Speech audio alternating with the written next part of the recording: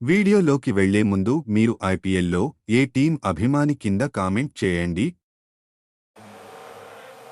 అన్న ప్లీజ్ అన్న సబ్స్క్రైబ్ చేయరా కొట్టన్న.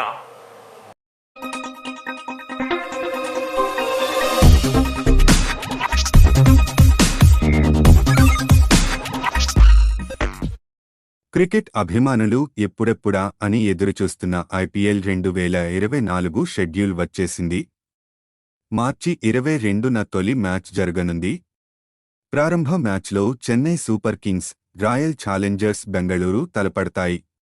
ఈసారి సార్వత్రిక ఎన్నికల నేపథ్యంలో 2 దశల్లో ఐపీఎల్ జరగనుంది.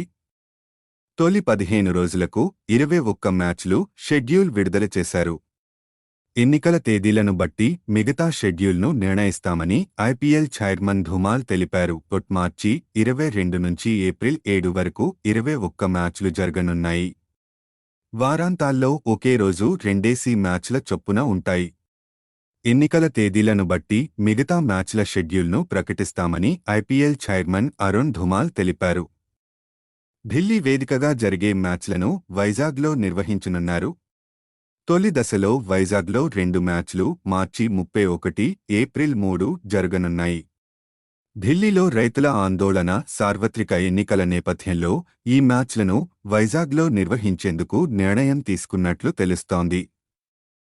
వైజాగ్లో 2012 మొదలు ఇప్పటివరకు 13 ఐపీఎల్ మ్యాచ్లు జరిగాయి.